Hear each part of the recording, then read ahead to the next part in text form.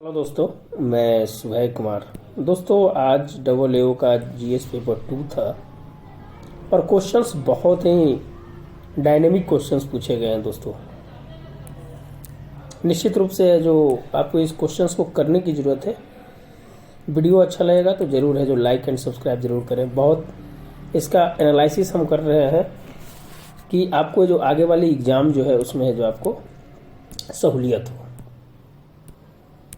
तो क्वेश्चन है दोस्तों, फर्स्ट क्वेश्चन है, कोविड-19 महामारी के समय बिहार संदर्भ में, विशेष संदर्भ में, बिहार नहीं, भारतीय संघवाद की कार्य प्रणाली का परीक्षण कीजिए तथा इसके तनाव क्षेत्र को वर्णन कीजिए।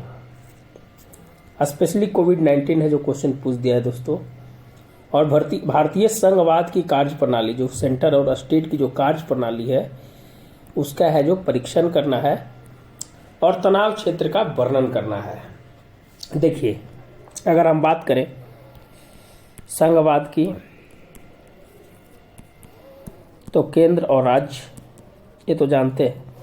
अब कह रहा कि इसकी कार्य प्रणाली कोरोना के समय में जो थी, भाई आप जानते हैं एक चीज कि स्वास्थ्य किसका है, राज्य का विषय है। अब इस स्वास्थ्य जो प्रणाली थी उस प्रणाली पे कहीं ना कहीं है जो बात किया गया कि भाई ये राज्य का मैटर है, राज्य है जो इसका संचालन करेगी। लेकिन इतनी बड़ी जो समस्या थी इस पे कहीं ना कहीं है जो संविधान में जरूरत है कि कुछ ऐसे मुद्दे हों जिस पे है जो विषम परिस्थिति में वह है जो संघ की ओर है जो झुक जाए। वन नेशन वन हेल्थ की चर्चा है जो करते हैं, लेकिन जब स्थिति आई तो राज्यों के ऊपर छोड़ दिया गया। तो एक सबसे बहुत बड़ी समस्या थी दोस्तों, ध्यान रखिएगा। स्वास्थ्य अवसंरचना निर्यात संबंधी समस्या वो है जो कहीं ना कहीं है जो इस पे है जो पूरी तरह से है जो संघवाद का है जो प्रभाव है जो इस पे है जो नकारात्मक पड़ा है। दूसरी चीज कि महामारी अधिनियम 1897 एंड आपदा अधिनियम 2005, तो ये दोनों जो है बिना जो है केंद्र सरकार राज्य सरकार के समन्वय से है जो इसको लागू कर दी। यहाँ भी कहीं ना कहीं है जो समस्या उत्पन्न हुआ। लोग अपने अपने राज्य की स्थिति को मेंटेन करने में कहीं ऑरेंज, कहीं ग्रीन, कहीं रेड जोन ये घोषित कर दिया गया। तो समस्या है जो कहीं ना कहीं है जो उत्पन्न हुई इससे। तो ये है जो कहीं ना कहीं है संघवाद की कार्य प्रणाली का परीक्षण करना है, तो इसको है जो जरूर है जो लिखने का है जो प्रयास किया जाएगा। अगर और हम बताएं दोस्तों कि जो सरकार के द्वारा अगर कुछ सकारात्मक वर्ड की अगर हम चर्चा करें तो केंद्र का विषय जो है सकारात्मक रूप से जो बहुत सारी चीज लागू किया, जैसे प्रधानमंत्री गरीब कल्याण योजना। दूसरा हो जाएगा आपदा प्रबंधन। तीसरा हो जाएगा वैक्सीनेशन नीति। चौथा हो जाएगा कोरोना टास्क फोर्स। पांचवा हो जाएगा जो अंतर्राष्ट्रीय सहयोग जो प्राप्त किया, कैसे है जो केंद्र है जो राज्यों को बंटवारा किया। वित्तीय अनुदान के रूप में है जो इसको लिख सकते हैं। प्रशासनिक के बारे में भी है जो इसमें लिख सकते हैं। और लॉकडाउन प्रभाव, पीएम केयर्स फंड सब जैसे है जो ये सब चीज भी है जो इसमें आप है जो लिख सकते हैं। अगर हम बिहार के विशेष कंटेस्ट में अगर बात करें तो जो राज्य का बजट है उस स्वास्थ्य सेवा के अनुरूप है जो राज्य है जो बनाया। रिवर्स माइग्रेशन हुआ उसका है जो कंट्रोल किया कोरोना समय में। जानते हैं कि 5300 रुपया है जो प्रति व्यक्ति है जो बिहार सरकार को है जो लोगों को है जो आए थे बाहर से उसको रखने में लगा। केंद्र का सहयोग कुछ नहीं मिला इसमें।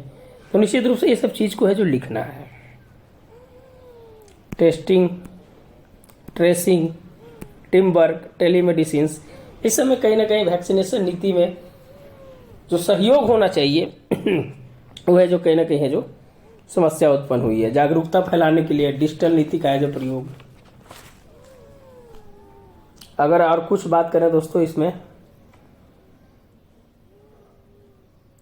पंचायती राज व्यवस्था का भी है जो इसमें आप जिक्र कर सकते हैं। कैसे है जो वहाँ पर टीकाकरण और इस सब बाकी चीज़ में है जो कोविड-19 में वो काम किया। लोगों के भी जो वैक्सीन के ऊपर भ्रम भी था, उसको भी है जो किस प्रकार से कंट्रोल किया। तो संघवाद की कार्य प्रणाली में ये सब चीज़ का परीक्षण करके लिख सकते हैं। फिर जीएसटी की चर्चा जरूर करनी है। वित्त आयोग, कुछ डिस्प्यूट रहे, इस पे है जो चर्चा है जरूर करनी है। राज्यों को ऋण को लेकर है जो बनाई गई थी कमेटी, उसको है जो चर्चा है जरूर करना। तो बहुत सारी चीज़ है, तो इसी कंटेस्ट में आप लिख सकते थे इसको।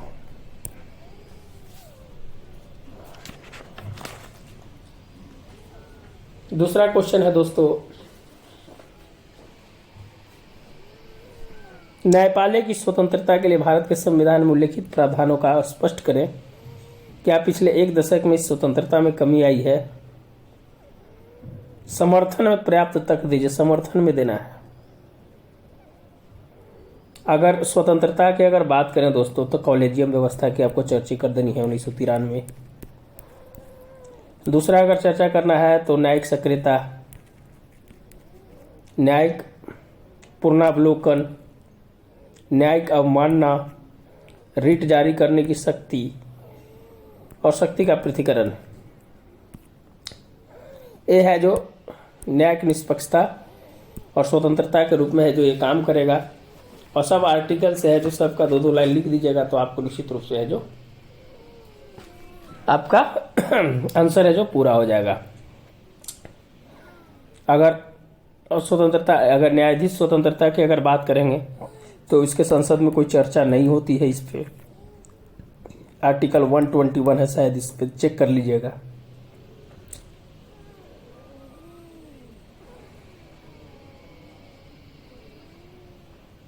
तो ये इसके माध्यम से है जो फर्स्ट पार्ट आप है जो लिख सकते हैं इतना से।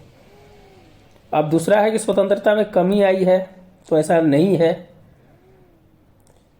ऐसा नहीं है, कहा है कि नेशनल जुडिशरी कंपार्टमेंट को है जो कहीं ना कहीं जो रद्द कर ही दिया था। तो समर्थन में है जो इसके पर्याप्त तर्क है जो देना है। तो इस तरह का भी है जो इसमें है जो लिख कर है जो आप है जो आगे है जो बढ़ सकते हैं।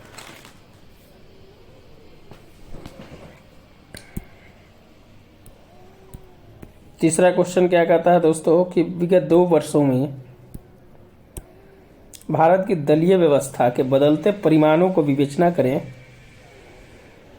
और भारतीय संसदीय व्यवस्था के कार्य प्रणाली उसके प्रभाव को स्पष्ट करें। बहुदलीय प्रणाली है, ऐसा थोड़ी है कि 2014 के बाद जो सीट जीत रही है तो एक दलीय हो जाएगा, नहीं। बहुदलीय प्रणाली है, 8 राष्ट्रीय पार्टियां हैं। संसदीय व्यवस्था, अब संसदीय व्यवस्था में है जो संसद की जो कार्य प्रणाली है उसकी जो चर्चा कर देना है, उसके प्रभाव को संसद की बहुत सारी संसद ही तो काम करती है यार। यहाँ संसदीय सर्वोच्चता नहीं है, यहाँ सार्वभौमिक संप्रभुता है। यहाँ पर ध्यान रखिएगा, ब्रिटेन में होता है जो संसदीय संप्रभुता होता है। यहाँ पर इसके कार्य प्रणाली को हो गया विधि निर्माण, जो भी है बहुत सारी चीजें हैं। आपातकाल के समय पीएम की शक्ति, पीएमओ, कार्यपालिका, ये सब चीज है जो उसको है जो आप लिखिए। इसमें इतना है कि लिखते लिखते थक जाइएगा। पंचायती राज संस्थाओं को स्वायत्त, अगला क्वेश्चन बहुत अच्छा क्वेश्चन पूछा है यार। इन संस्थाओं को अधिक प्रभावी, सृजनशील और ग्रहणशील बनाने के लिए आप क्या सुझाव देंगे? बहुत बढ़िया है। विकेंद्रीकरण सबसे इम्पोर्टेंट, ऑर्गेनिक रिलेशनशिप पंचायती राज का, ग्राम ब्लॉक जिला में है ना, प्रत्यक्ष लोकतंत्र, आधारभूत लोकतंत्र, सहभागी लोकतंत्र, संघीय प्रशासन का तीसरा स्तर, चलो ठीक है रहा है। प्रशासनीय विकेंद्रीकरण, गुड गवर्नेंस, सिविल सोसाइटी, महिला सशक्तिकरण, ग्राम स्वराज, ये सब की चर्चा है जो आपको यहाँ कर देनी है।